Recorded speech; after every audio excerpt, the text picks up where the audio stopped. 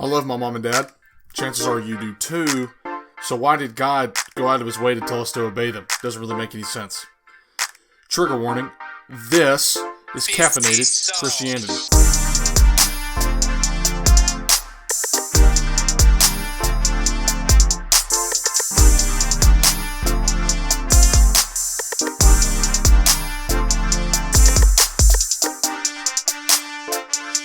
So the anticipation was, I think, for a lot of people that when the government tells you you're forced to stay home, which in my case has internet, that you're going to become some massively productive person. You're going to pick up all these hobbies, going to generate all these talents, going to finally learn to paint, going to finally learn how to play acoustic guitar.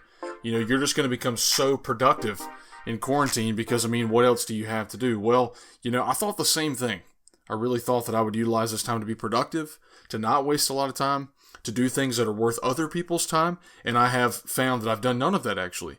I've barely gotten my schoolwork done because it's easy to procrastinate, and I've become pretty much worthless over quarantine. So, you know, I really thought I was going to come out on the backside of this and be some kind of, you know, massive, super productive, multitasking, like, you know, productivity guru, when in reality I'm going to come out on the side of this as like a big, flabby, like couch potato kind of person, because I have not utilized this time at all for anything really of tremendous value. I've been pretty much just kind of twiddling my thumbs, playing a lot of games outside with my little brother, which is not a bad thing, but, you know, I basically picked up senioritis, but I picked up senioritis about everything in life. So I've definitely been lazy, and I'm definitely going to look a little thicker after this is all said and done. But I digress. Welcome to the next episode of Caffeinated Christianity, where the coffee is black and the opinions are unqualified. My name is Cooper Short.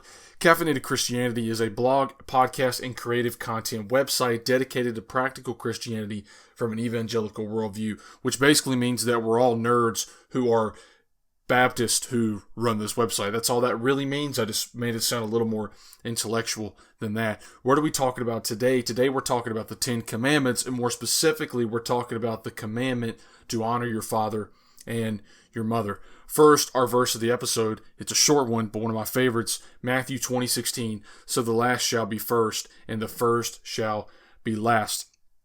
Now, we've been going through the 10 commandments. We've been walking through commandment by commandment and kind of talking about what they mean specifically. Because some of these seem like they're really easy to understand, but when you actually break them down, they don't necessarily mean what we've been taught that they mean. One very notable example of this is the commandment not to commit idolatry. We often take that commandment and its context and we're thinking, I don't have any kind of gold statues in my house. I don't have any kind of, you know, weird like totem pole things that I like to kiss in my house. And that's kind of what it's talking about, but that's kind of not what it's talking about. The commandment is simply not to be an idolater, and we're all idolaters. Today, we're talking about God's commandment to honor your father and your mother. The full verse is this: honor your father and your mother, so that you may live long in the land the Lord God is giving you. Now, this is the first commandment that comes with a promise. It's the first of the 10 commandments that comes with a promise. But there are a couple of keywords and phrases here that really, really matter in the Hebrew. The first is the word kabod, which is in the English the word honor. Honor your father and your mother. Kabod your father and your mother. The definition of this is to be heavy and to be burdensome. We'll cover that in a second. That sounds kind of weird. The second thing, kind of phrase that we want to look at is father and mother. Ab and em. I don't know how to really say that in Hebrew. Ab and em, maybe? Father and mother. Could be referencing ancestors more generally. So he's saying honor your father and your mother. He could be talking about directly your mom and your dad that birthed you, or in the greater context of kind of the Old Testament, he could also just be referencing your forefathers, your ancestors, literally that. So if we take that kind of into account, if we take kabod into account, if we take father and mother in Hebrew into account, it kind of reads like this: to be burdened by your parents in order that nothing bad may befall you. To be burdened by your parents in order that nothing bad may befall you. Now that sounds kind of clunky to say, but really that different phrasing is merely saying you ought to be burdened, you ought to be bothered, you ought to be in acknowledgement of your parents so that nothing bad may happen to you and you may live long in the land the Lord your God is giving you. God is telling them to look at history and respect it in the form of their parents, grandparents, whatever, etc. And the simple reason being, if you don't, you'll repeat what they've done. If you read the Old Testament, especially if you read the book of Joshua, what you see at the very end of Joshua is Joshua goes back and reminds them, look, the Jewish people have a history of idolatry. If you want to be an idolater, do it. But me and my house, we're going to serve the Lord. That's what Joshua says. And we see this theme repeatedly. Israel will do something great. They'll get right with God. It's awesome. Then they'll fall into idolatry. And then they'll come back after judgment. Everything will be great. They'll be right with God. They'll fall back into idolatry. We do this in our own personal lives. But God is saying, honor your father and your mother. Remember them. Remember what they've done. Remember who they are. And remember that they're God's chosen people so that you may live long in the land your Lord God is giving you. Now, I tend to agree with a lot of scholars here. There's no kind of supernatural element to the second half of that verse. So that you may live long in the land your Lord God is giving you.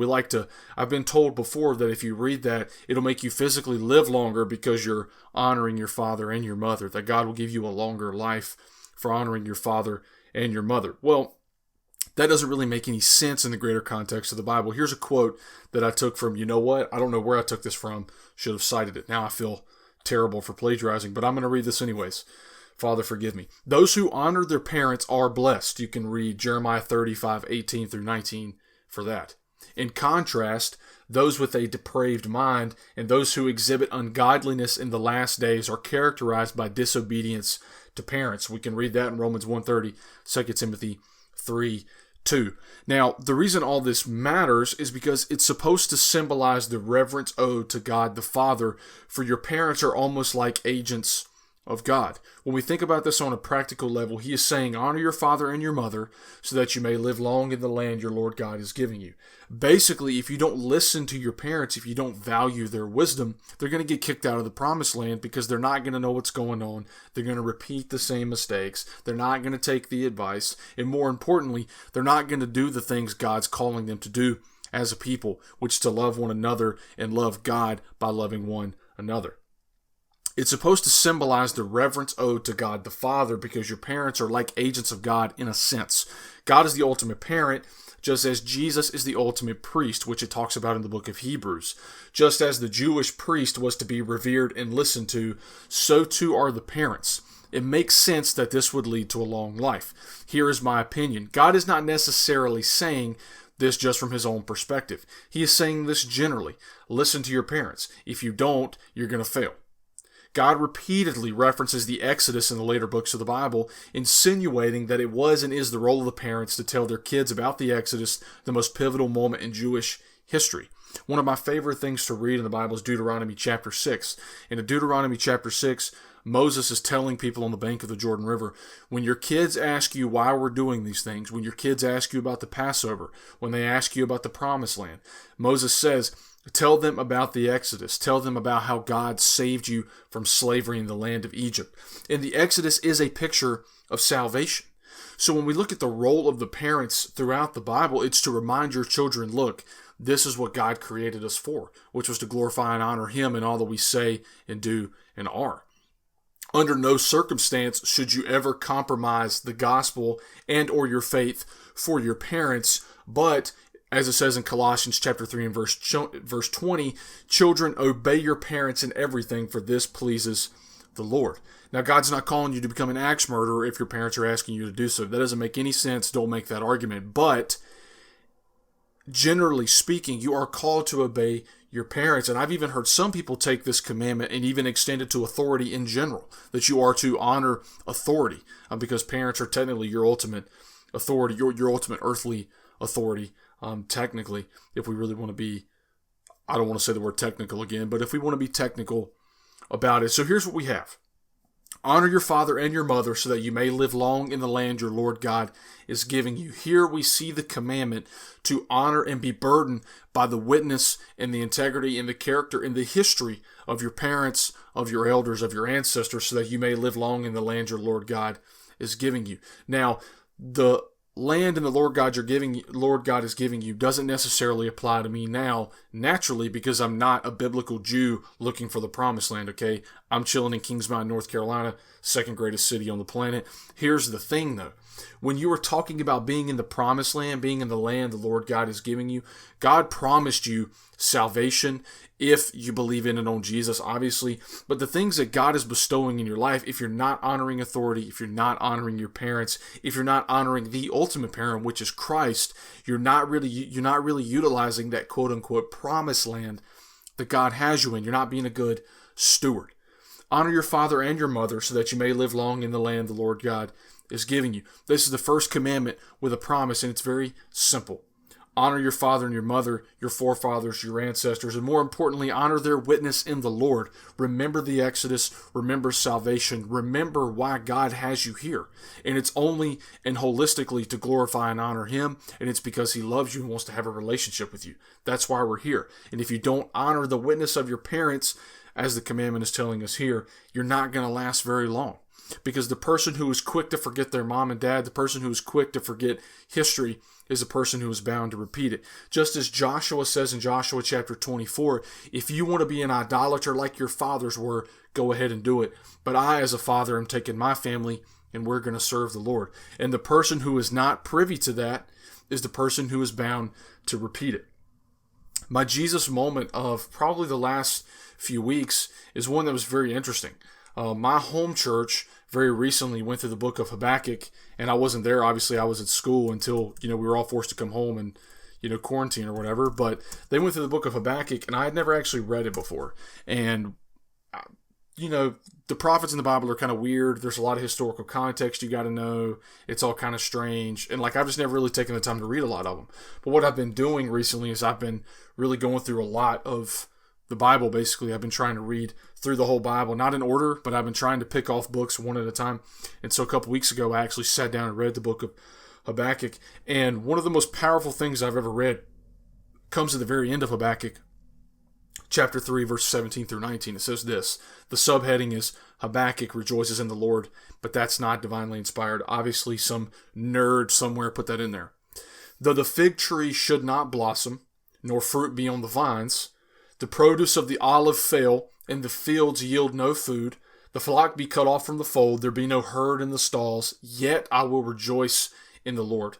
I will take the joy in the God of my salvation. God the Lord is my strength. He makes my feet like the deer's. He makes me tread on high places.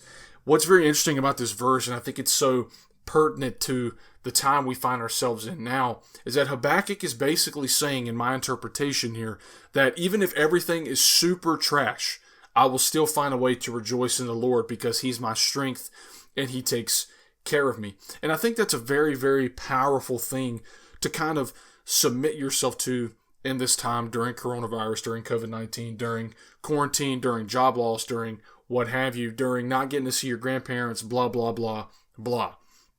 Relative to everyone else, I'm living the absolute dream right now. Both of my parents have jobs because they work in education. We're not hurting for anything. I've got access to grocery stores. I live in a nice town. There's not really a lot going on. My life hasn't really changed. I haven't gotten to go and, play disc golf with my friends or see my grandparents, but generally speaking, I've been living a pretty normal, pretty comfortable life since all this crap started happening. But there are a lot of people going through some pretty trash situations right now. And there are lots of trash situations in life. And look at what Habakkuk does here. He doesn't make an excuse for those. And he doesn't tell you that they're ever going to end. Though the fig tree should not blossom, though there be no fruit on the vines, the produce of the olive has failed. The fields have no food. The flock is cut off. There is no herd in the stalls. Habakkuk is saying there is nothing. I have literally no things. There is zero going on here. Yet I will rejoice in the Lord. It's amazing when you read parts of the Bible. When you look at Jesus on the cross, you're looking at these moments, and the only thing these people can do when everything is stripped away is rely on the God who created them for His good and their glory. For His glory and their good. I said that backwards. And I just think that's very powerful. That's something that really spoke to me when I read that, and it's been kind of lingering on my mind. It was pretty awesome. Your CHH song of the episode is the song Highlight by Ty Brassel featuring What Up RG, 1K Few. Ty Brassel has an album coming out May 1st, which I'm super pumped about, and it's supposed to be really good. Lecrae has an album coming out soon. Wande has an album coming out Friday. Gavi had an album come out last week. There's a lot of singles dropping. KB switched labels. Now he's with Sony. He dropped a song, and it's fire. And so it's a great time to be a Christian rap fan. But the thing is with the Christian rap industry is we'll get a lot at once, and then we'll have a dry spell, and then we'll get a lot at once, and then we'll have a dry spell. So I'm going to savor this moment and run these songs in the ground, because there will come a time about September when nothing's coming out, and then we'll have nothing else to do except talk about the songs we liked 6 months ago. So with that, I say thanks for tuning in. Listen, I'm the worst podcaster in the history of the world because I don't do anything consistently.